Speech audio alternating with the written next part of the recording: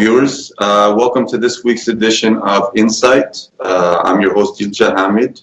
This is a show where we like to discuss different topics affecting the Horn of Africa region. And in this week's edition, I have my guest, Israel Fayisa, who is a former Oromia Supreme Court judge and current Oromo community activist in Calgary, Alberta. Israel, thank you for joining us. Thank you for having me, Jilcha. All right. So today we're going to be discussing the current situation in Ethiopia. As you know, on the 14th of February, we had the resignation of the Prime Minister of Ethiopia, Haile Mariam Desalegn, and in the following day, the state of emergency was announced. So on Friday, we're going to be having the Ethiopian Parliament is going to be convening to vote on the state of emergency and whether it will pass or not. We've had clashes in the Nakamte area and in Dampidolo. The military has stepped in and stopped the movement of opposition forces and the congregation of people. So it's a very critical situation going on right now, leading up to the vote on Friday. So I'd like to ask Israel, first of all, what is the situation right now? How crucial is this vote on Friday? And what does this state of emergency actually entail? Well, as you've already alluded into, the current situation in Ethiopia, is a kind of crisis, a kind of chaotic situation. It's, I can say, it's a standoff between the Ethiopian mass, and the military led by the TPLF rulers. And to speak frankly, we don't have any factual situation on the ground that leads to the declaration of state of emergency. State of emergency is declared according to the Constitution of the Federal Democratic Republic of Ethiopia, Article 93, when there is external aggression or invasion, when law and order is broken, and the ordinary law enforcement organs or forces cannot protect the safety and security of the nation, or when there is epidemic or some kind of unrest that the ordinary legal system cannot put under control. So what we see is political prisoners are released and welcomed by the people overwhelmingly, and the ruling regime in power is so surprised and so scared of the reception of the people and the movement of these leaders, and start to impose some kind of controlling mechanism on these people they released from prison. If they don't control the movement of the people, if they don't control the protest and the demonstration, actually there is no protest, it's a kind of welcoming demonstration you see around the various cities. If they don't control this right now, it may lead to the opposition taking over the political stage. That's why we see a state of emergency declared by the ruling party in Ethiopia. Okay. And from a legal perspective, what exactly does the state of emergency entail? We know that it involves the suspension of the Constitution. Does that suspend all civilian rights, or is it just partly? What does it exactly entail? Well, let's not say it suspends the Constitution. Let's say it suspends the right of the people. The Constitution is a bigger document. The right of the people is part of the Constitution. So what the state of emergency does is it suspends the right of the people. It does not suspend the whole Constitution. There are exceptions that are provided in the under Article 93. The exceptions are Article 1, that the state in Ethiopia is a Federal Democratic Republic of Ethiopia. Article 18 and Article 25, sub-article 1 and 2 of 39, it says, if you look at these articles, it talks about the right to self-determination, the right to secession, about the constitutional structure, the political structure of the state, and all human rights provisions are almost gone. And one of the surprising exceptions that everybody expects and we don't find in this article is the right to life is not even included in the exception. The right to life is non-derogable right. It is an inviolable right under international conventions and even under the Constitution. If you look at Article 14 of the Constitution, it's inviolable right that people have the right to life. But the exception for the state of emergency even does not include the right to life. So what it entails is, especially, it suspends the right to movement, it suspended the right to freedom of expression, it suspended the right to assembly, all of which are really important for the opposition leaders who are just released from prison to organize and mobilize the people for to orchestrate their own political cause. So overall, it's about suspending and repressing any dissent opinion or dissent political movement in Ethiopia. Okay. And we know that in the last state of emergency that was declined, we had the arrest of tens of thousands of people. A lot of those were released, weren't really charged. But what is the process for a political detainee, for somebody who is arrested while protesting, while exercising their constitutional rights? Is there any fair legal process for them? Well, the state, one of the things that the Ministry of Council of Ministers and later on the People's Representative, the Parliament, what they do is they declare state of emergency, and that will be followed by detailed procedural matters, how to handle those people whose rights are suspended, maybe if they are arrested, if they are detained somewhere, if their movement is limited. How do we deal with these people? They have their own procedure to handle it. By declaring the state of emergency, really the court becomes non-functional. Non-functional in a sense related to anything that arises in relation to the state of emergency. If they arrest people, if they detain people, if they kill people, the court will not interfere with these affairs. The court will be non-functional. It does not involve, it does not handle these cases. Maybe using the state of emergency itself, the declaration of state of emergency itself, the procedural regulation that follow may put people on trial.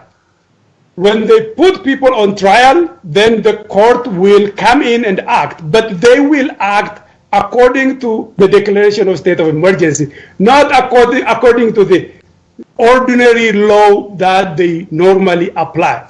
So I cannot see the big role the court is play when state of emergency is declared, because it's an extraordinary matter now. It's not ordinary thing to deal with. Okay.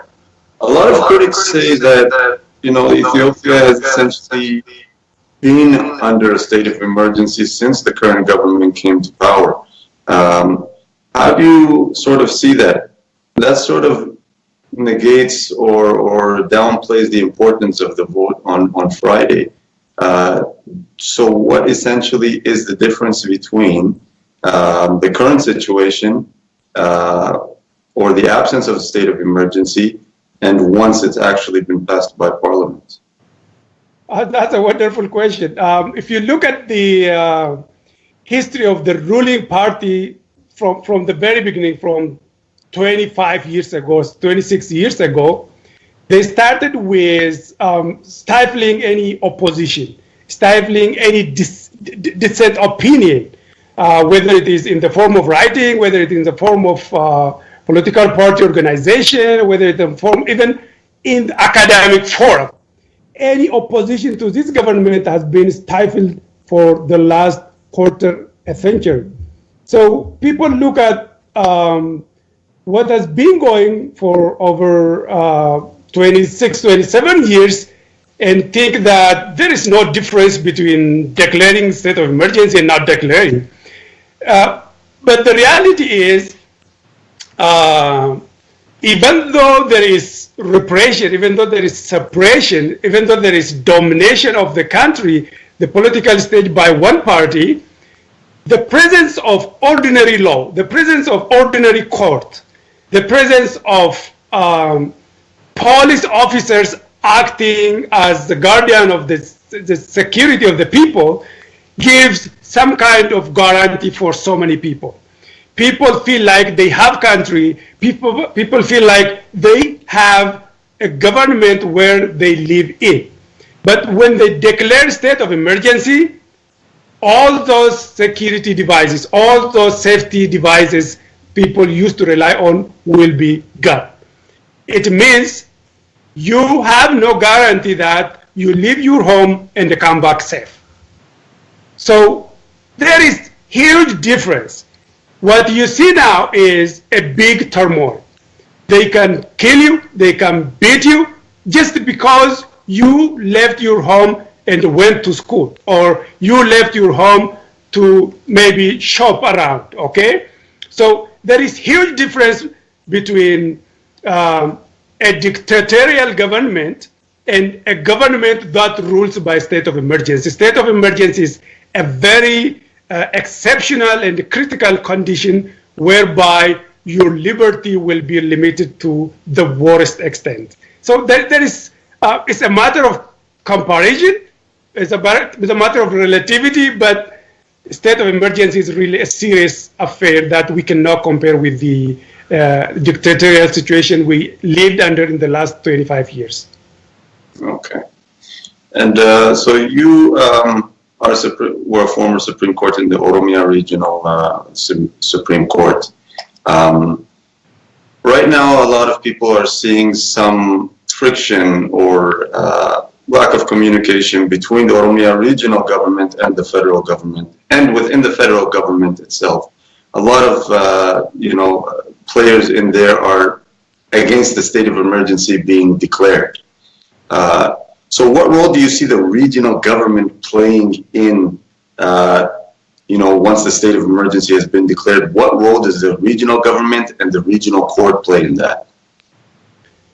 Well, the issue of court is what I already told you. They don't have much role to play. Yeah. But the regional state of Oromia, they have voices in the federal government. They can air their opposition to the declaration of state of emergency in the first place. And if their opposition does not get any weight and does not go through as they think, all they have, I believe, is to accept what's declared at federal level. I don't think they have any other option. If they try to have another option, it becomes a declaration of war against each other, a declaration of war between the region and the federal government. It looks like we are closing to that kind of situation, that kind of scenario. If you look at what happened in Nakam, the opposition leaders who were released from prison were invited over to the city of Nakam to talk to people. And as they get closer to Nakam, the army blocked the road and told them to go back, not to enter Nakam. And people all around the city, including city residents and from the rural area, came out in support of the opposition leader so that he can move into the city and talk to people. In between this, what you see, the big drama you see here is the opposition leaders were accompanied by the regional police force.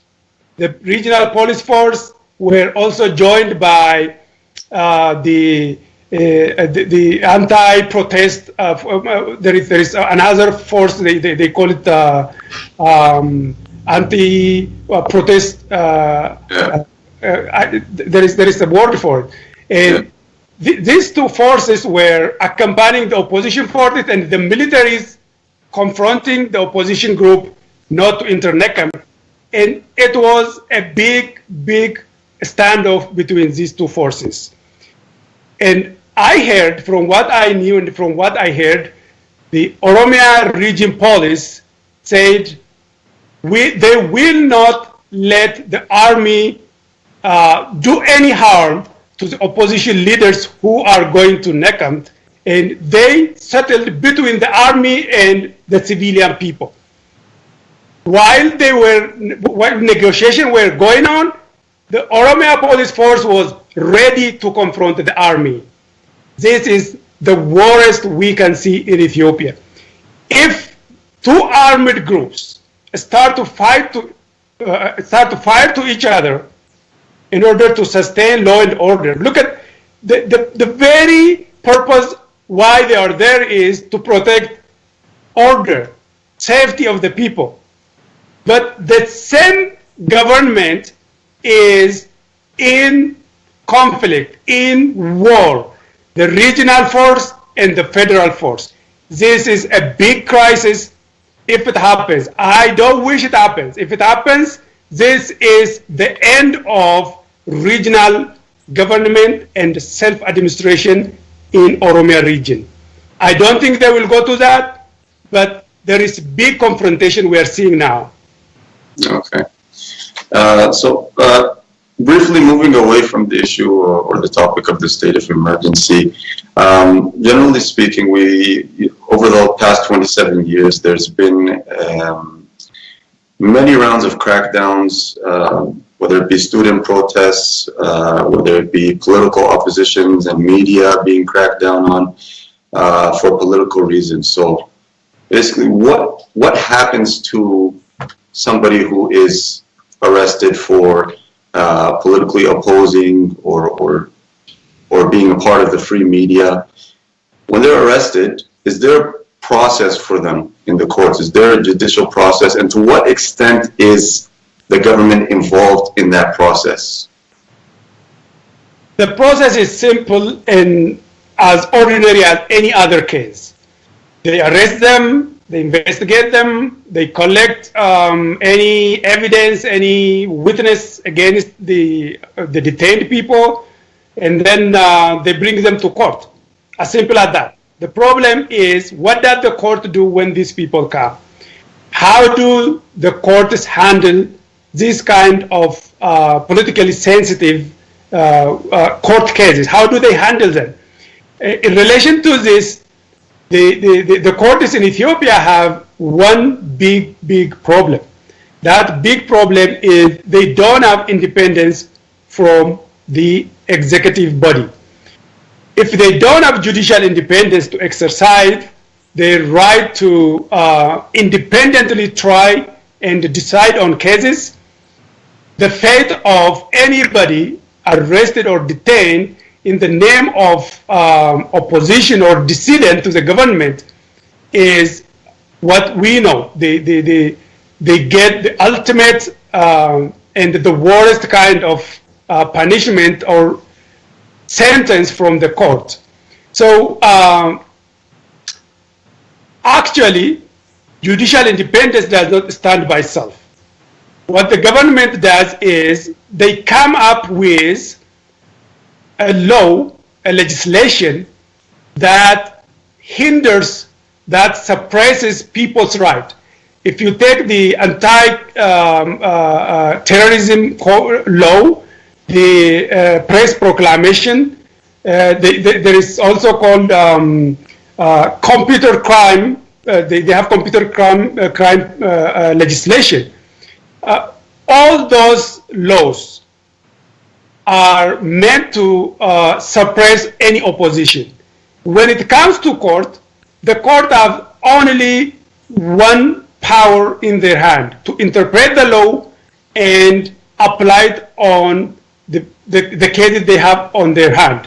So if Jilcha is using his computer and broadcasting live, and this is considered as a crime in Ethiopia in a given legislation, a judge like me does not have any other option than imposing whatever is prescribed in that legislation. So basically, there is no judicial independence. The courts do not have judicial review, the authority to review whatever the legislator and the executive is doing. And malicious and ill-intended proclamations and laws are coming from the legislature that the courts are forced to implement. Then all over, what you see is the courts or the legal system being used as the weapon, as the means to punish whoever opposes the regime in power. So the courts are really helpless, and I should not say useless, but they are less helpful in protecting human rights in Ethiopia. Is there any sort of friction between those who are carrying out the legal process, just say judges or lawyers? Is there any friction between them and between the regime? Is there any threats of intimidation? There was one situation, for example, Tamam Ababulgu, who was a lawyer for the Ethiopian Muslim Council during the trials that started in 2012. Following his defense of the Ethiopian Muslim Council, his legal, right to practice law was revoked by the government. So how common is that, and how well understood is that, the friction between the people who are carrying out law and the authorities? You raised the issue of attorneys. Jamal Babulgu is an attorney. He was a lawyer for the Muslim committee, the Ethiopian Muslim Council. And let me take you back inside the court. The case of Jamal Babulgu is considered like an opposition himself, because he stood for the right of opposition people. If I take you to the court, I have experienced what happens to judges who try to exercise their independence and decide according to the law or work according to what they're supposed to do. They get physical, psychological threat. They receive threat physically. I know judges who tried to work independently and received threat to their life. I personally received that threat twice when I worked for 10 years in Ethiopia. I remember a district court judge who told me that the intelligence officer in Nekamt approached him with his car while he was taking a walk and told him, "We shall see whether you or our government will win in this battle." And the battle he's talking about is the independence the judges are exercising and letting people enjoy their right. So they approach you directly, they confront you sometimes, and there are reports of judges who are killed.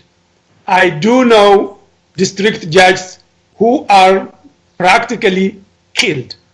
And there are district court judges who have been detained recently in East Wallaga. For myself, I have received threats twice. The threat is not, it didn't come directly from the executive or from somebody working in the political environment.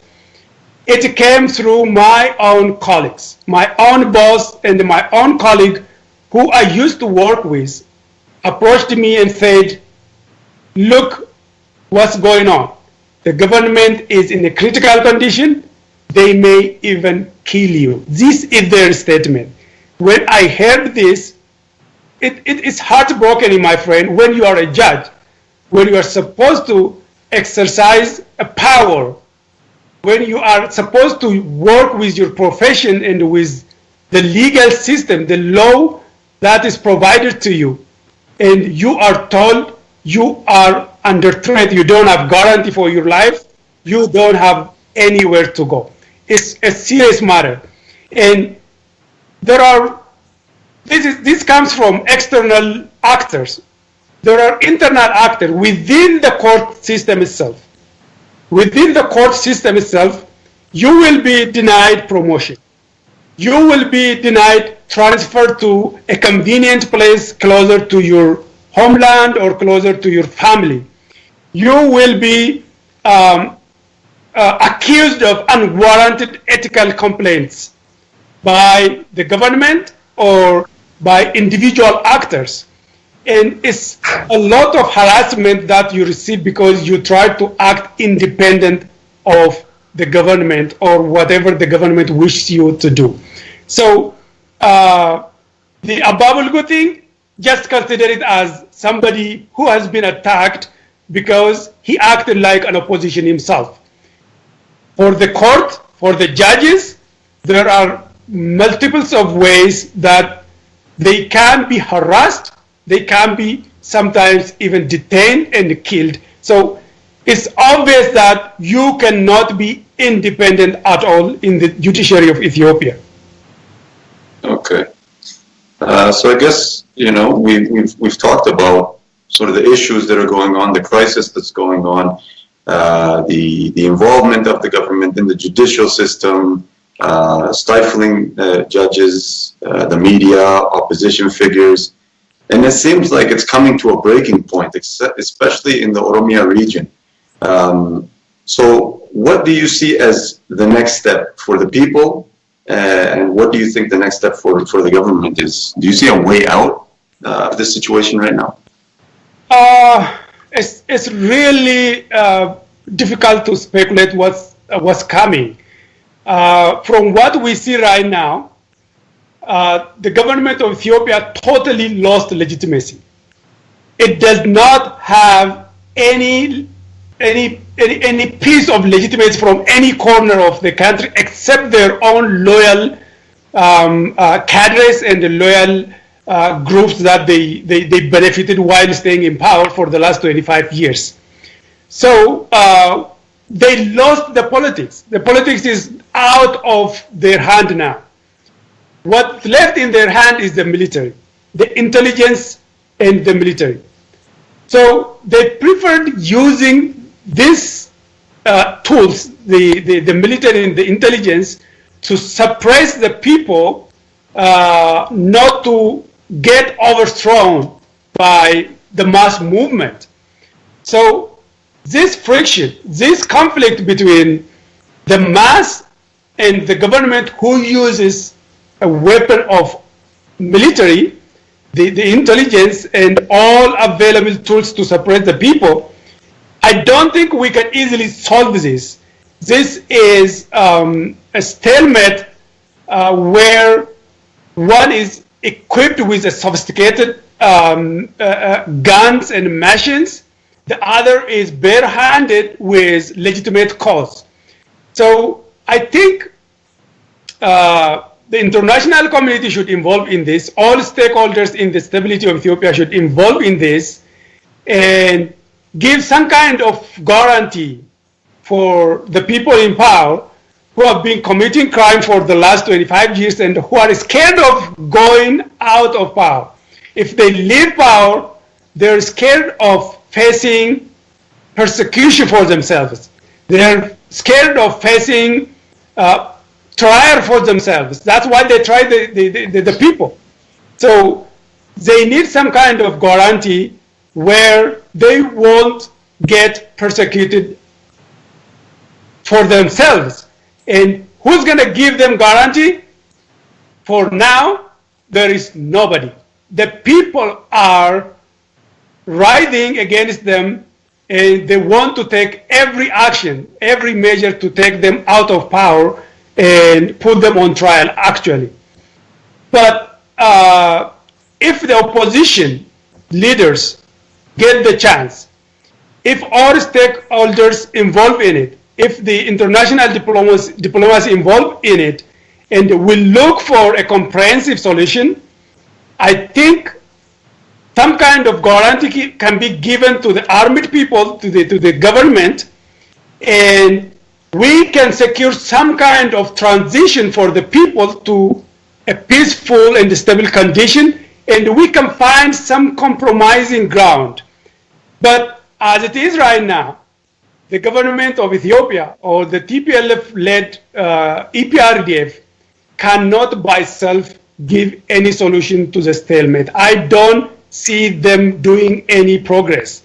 They keep repressing, they keep oppressing the people and the opposition. I don't feel they will do anything. For the people, I would say, stand your ground, don't back down, fight for your right. Maybe the international community, maybe somebody else will interfere and help out. Even if nobody is there to help out, people should not back down. They have to stand their ground and fight for their right, and we will see what happens. All right. And unfortunately, that actually brings us to the end of this program.